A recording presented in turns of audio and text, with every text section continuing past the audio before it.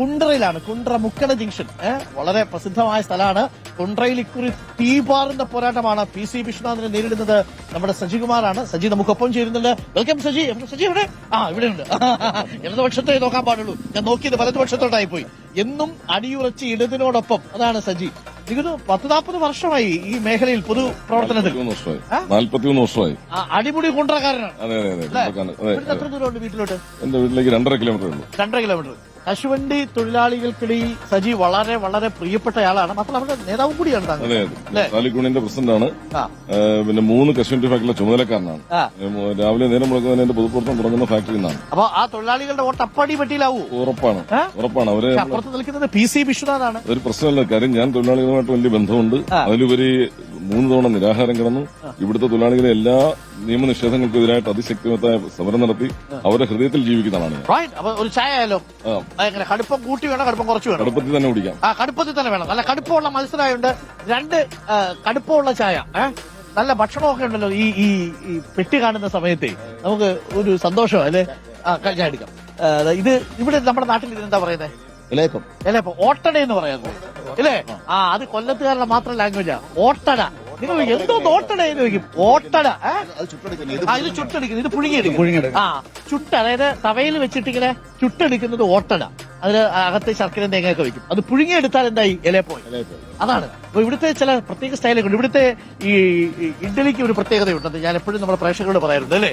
ഇവിടുത്തെ ഇഡ്ഡലിക്കകത്ത് മുളകും ഇഞ്ചിയൊക്കെ ചിലപ്പോൾ ഇല്ലേ? കറിവേപ്പിലയൊക്കെ ചെയ്യും.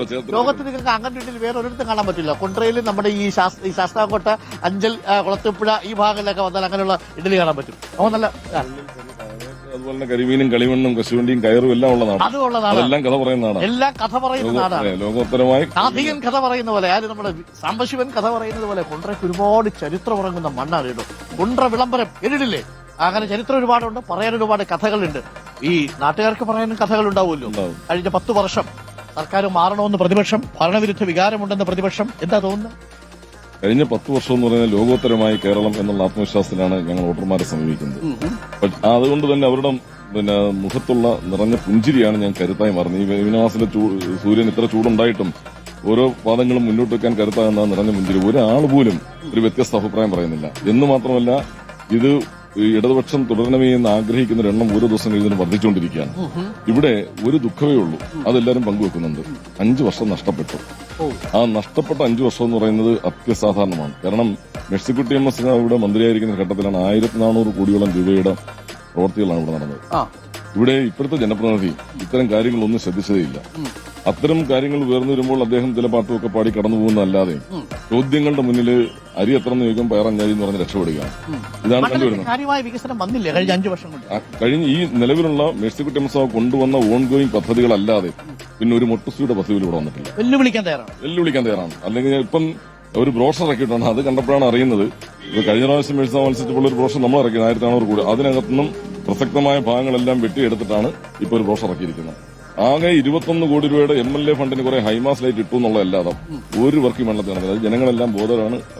അത് അക്കാര്യത്തിൽ തന്നെ എല്ലാവരോടും വിളിച്ചു പറയാണ്. നമ്മൾ പറയുന്നതിനേക്കാൾ കൂടി ജനങ്ങൾ പറയുക. പക്ഷെ പെൻഷൻ 3000 കൊടുക്കാമെന്ന് പറയുന്നു. കുണ്ട്ര പോലൊരു മണ്ഡലത്തിൽ ശബരിമല അടക്കമുള്ള വിഷയങ്ങൾ ഇതൊക്കെ ബാധിക്കാൻ സാധ്യതയില്ലേ? ഒരു കാരണവശാലും ബാധിക്കില്ല. കാര്യം അവരുടെ ജീവിതാനുഭവങ്ങൾ തിരിച്ചറിവിന്റെ ബാലപാഠങ്ങളാക്കുന്ന ജനങ്ങളാണ്. പ്രത്യേകിച്ചും കുണ്ട്രക്കാർ നല്ല രാഷ്ട്രീയമുള്ളവരാണ്. അവർ തൊഴിലാളികളാണ്. അതിന്റെ ഒരു പ്രത്യേകത എന്ന് പറഞ്ഞാൽ ഇവിടെ നമുക്ക് ഇരവിപുരം മണ്ഡലത്തിന്റെ ഭാഗമായി ചേർന്ന 3-4 പഞ്ചായത്തോടെ ചേർന്ന് വന്നിട്ടുണ്ട്. നല്ല ചായ പറയാതിരിക്കാൻ നിർത്തിയില്ല. ചേട്ടാ ചായ സൂപ്പർ കേട്ടോ, അടിപൊളി ചായ. മുക്കട ജംഗ്ഷനിൽ നിന്ന് വരുമ്പോൾ ഇങ്ങനത്തെ ചായ നമ്മൾ പ്രതീക്ഷിച്ചില്ല. അടിപൊളി. അന്ന് മുക്കട നല്ല ചായ ഇടുന്ന ആൾക്കാർ അങ്ങനല്ല ഉദ്ദേശിച്ചത്. പൊതുവെ ആൾക്കാർ തിരക്കൊക്കെ കൂടുമ്പോൾ ചായയുടെ കടുപ്പം കുറയുമല്ലോ. എന്നും വരണമെന്ന് പറഞ്ഞു. അത് കൊള്ളാം. ചേച്ചി ഞാൻ ഒരു കാര്യം ചോദിച്ചോട്ടെ, എങ്ങനെയാ മൊത്തത്തിൽ ഇവിടുത്തെ തെരഞ്ഞെടുപ്പിന്റെ ചൂട് എങ്ങനെ ഉണ്ട്? ഉറക്കാൻ കിട്ടുന്നില്ല. ആര് വരുമെന്ന് ഓർത്തിട്ടാണോ? എന്റെ സർക്കാർ മാറണമെന്നൊരു അഭിപ്രായം ഉണ്ടോ? അങ്ങനെ അഭിപ്രായം ഇല്ലേ? ആണോ ചേച്ചി?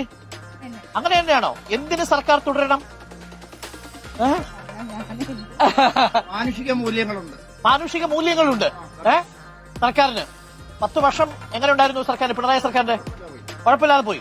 തുടരണം എന്നാണ്. പെൻഷൻ കിട്ടുന്നു, വികസനമൊക്കെ ഉണ്ടോ? ഒരു ഭാഗത്ത് വികസനം ഇല്ലെന്നാണ് പറയുന്നത്. ഭരണവിരുദ്ധ വികാരമുണ്ടോ? ആണോ? സജിമോനെ നിങ്ങൾ ജയിപ്പിക്കുവോ?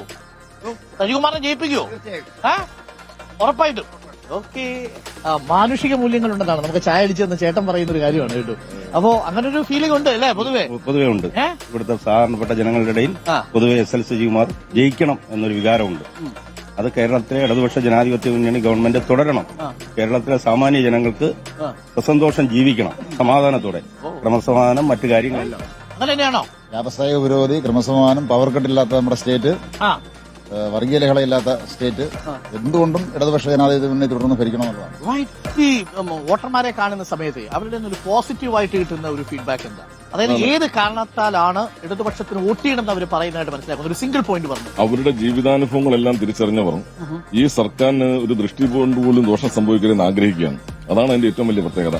ഞങ്ങള് കശുവണ്ടി ഫാക്ടറിയിലൊക്കെ ചെല്ലുമ്പോൾ അവർ വിശ്വസിക്കുന്ന ദൈവങ്ങളെ ചേർത്ത് പിടിച്ചുകൊണ്ട് ഭഗവാനെ, ഭഗവതിയെ, ദൈവമേ എന്ന് പറയുന്ന ഒരു കാഴ്ച ഇത് തുടരണം എന്നുള്ളത് വീണ്ടും വീണ്ടും ആവർത്തിച്ചുകൊണ്ടേയിരിക്കുന്നു. അവരുടെ അനുഭവങ്ങളാണ് ഏറ്റവും പ്രധാനം.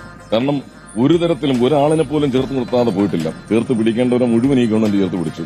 അതിന്റെ അത്യുത്സാഹത്തിലാണ് ഈ നാട്. പക്ഷെ എന്തായാലും നമ്മൾ ഈ പൊതുവെ മലയാളിക്ക് മാറി മാറി സർക്കാർ വരണം എന്ന് ആഗ്രഹിക്കുന്ന ഒരു പൊളിറ്റിക്കൽ ഈഗോ ഇല്ലേ? ആ ഈഗോ മാറിയത് ഇപ്പം ചരിത്രത്തിലാദ്യമായി ഭരണത്തുടർച്ച ഉണ്ടായതാണ്. ഉണ്ടായപ്പോൾ നേട്ടങ്ങൾ ഒരുപാട് നേടാൻ കഴിഞ്ഞു.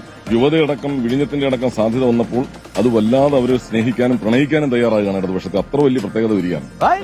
ഓക്കെ. അപ്പോ ഉഷാറായ കാര്യങ്ങൾ പോകുന്നു. എന്താ ചേട്ടാ ഇവിടുത്തെ മൊത്തത്തിലുള്ളൊരു മൊത്തത്തെ SL സജികുമാറാണ്. SL സജികുമാറാണ്. ഒരു സജികുമാർ തരംഗം ഉണ്ടോ? തരംഗം തന്നെ ആണോ? അപ്പുറത്ത് PC വിശ്വനാഥിനൊപ്പം നിൽക്കുന്ന PC തരംഗമാണ് എന്നാണ്. PC തരംഗം എന്തോ ചെയ്തെന്ന് പറ. പ്രചരണത്തിന് പോകുന്ന വഴികൾ ആദ്യം പോയി നോക്കട്ടെ. ഐ മാസ്ക് ലൈറ്റ് ഇട്ടില്ലേ? പിന്നെ ഭയങ്കര കാര്യമോ എണ്ണം കത്തുന്നു. ആണോ? പിന്നെ ഇവിടെ എന്തോ ചെയ്തെന്ന് PC കുട്ടിയമ്മ ചെയ്തതിൽ കൂടുതൽ ഒന്നും ചെയ്തിട്ടില്ല, ചെയ്യത്തുമില്ല, നടക്കത്തില്ല.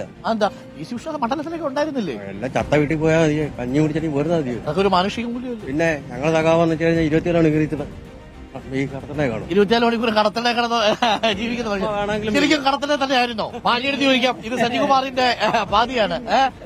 വീട്ടിൽ കിട്ടാനില്ലായിരുന്നു ആളെ. എന്താ ചെയ്യേണ്ട അവസ്ഥ? സർക്കാർ മാറുമോ? മാറണം. എന്തുകൊണ്ട് മാറണം? നല്ല ഭരണമായി കിട്ടട്ടെ. നല്ല ഭരണമായി കിട്ടണം. ഇടയ്ക്കിടയ്ക്ക് മാറുന്നതാണ് നല്ലത് അല്ലേ?